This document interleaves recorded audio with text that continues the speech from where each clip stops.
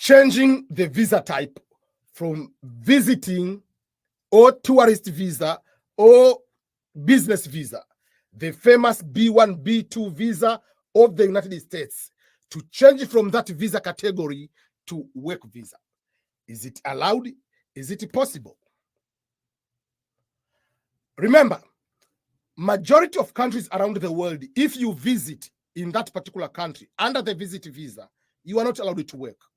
So United States is no exception. You are not allowed to work because the visa type doesn't allow you to work. So if you come here, at the port of entry, at the first airport of the United States, we call port of entry, they will put into the system how long you are planning to stay here.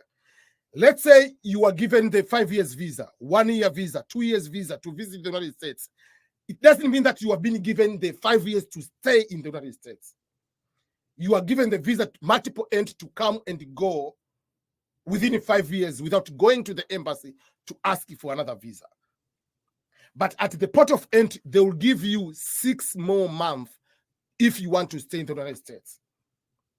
But within that time, maybe you are tempted or you think that it will be a good idea to change your visa type. Now you want to work in the United States. Previously, if you are under B1, B2, you are not allowed even to apply for the jobs. You are not allowed to do the interviews. But now, from 2023, the Department of Homeland Security, through United States Citizenship and Immigration Services, USCIS, have allowed, if someone is on B1, B2 visa, not to work, has been allowed to apply for jobs, has been allowed to go to interview for jobs. But if you get the job offer, before you start, your potential employer has to go to the immigration, has to go to the Homeland Security and request for change of status from visiting where you don't have even the Social Security to go and become the work visa, where you'll be also given the Social Security number. But being allowed doesn't mean that it's practical. It is very difficult because in any job you're going to apply, one of the questions will be asked, are you allowed to work in the United States? That means, do you have work authorization? The answer will say yes. Will you require sponsorship of any kind, even in the future?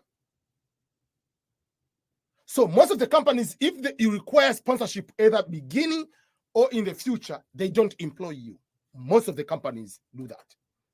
So there are few companies which will be okay to interview for you, to do to give you a job offer, and that company to go to request the change of status.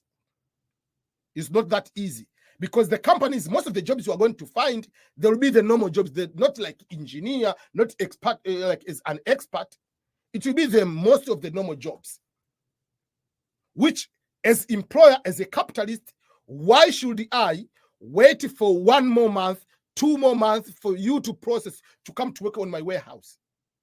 Why should I pay extra money to the immigration, to the Homeland Security, just to get extra documentation, while there are some other people have green card or some are citizens who are already here? So for the companies in their standards, they don't want to go extra mile to waste their money, to waste their time, to waste other resources just for you. So for that case, there will be few companies which will be to do that. So if your intention is to find a job, don't wait until last 2 weeks to get a company. You have to apply as many jobs as possible. You have to do a deep research of most of the companies, which possibly they sponsor companies, they sponsor people with their work visas. So you apply hundreds of jobs, and out of those, maybe 1 or 2, they will say, okay, no problem, we'll be able with your experience, with what we need, we think you are able to do our job, and we will give you the documentations and will help you to process the work visa. That means it will help you to change from visitor to work visa. So for that particular case, while you are doing all those kind of things, you are supposed to continue to be on status. Not the status, you're already out of those 6 months. Then let me find a job, employer will go and give me, change the status. They will not be able to change your status if you are already out of status.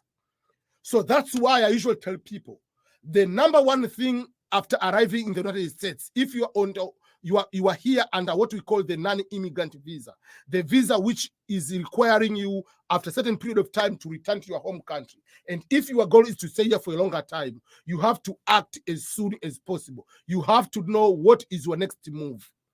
Without knowing what your next move, you'll be in so much trouble in the future, because you'll be going to struggle at the end. And that's how many people under the visiting visa are going to be out of status. That is a very, very important thing to pay attention. So is it allowed? Yes, it is allowed. Is it easy to change your status from B1, B2 to work visa? No, it's not easy. In my opinion, it is easier to change from a visiting visa to change to become a student than changing from visiting visa to go and become the work visa.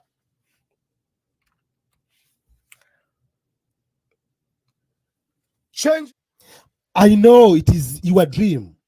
You and other people are looking for ways to immigrate, to relocate to other countries. I have decided to bring up the community, EBM Scholars community, a community of people to receive exclusive content of global opportunities around the world.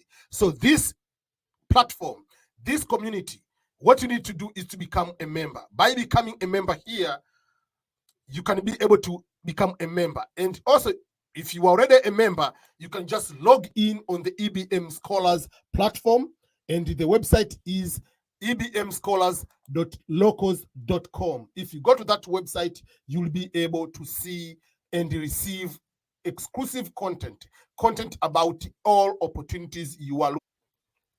As a member, you'll be able to see jobs, internship, volunteering, full funded scholarships, and any resource you are looking for will be posted on this platform. You can subscribe, you can contribute, you can pay tip.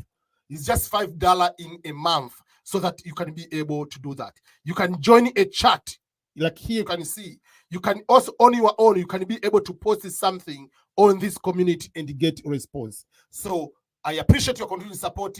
This is EBM. I want 2024 to be filled with people succeeding in one way or another into their dreams to relocate to other countries. So go on the ebmscholars.locals.com right now, become a member, and subscribe on a monthly $5 opportunity for you to get exclusive content.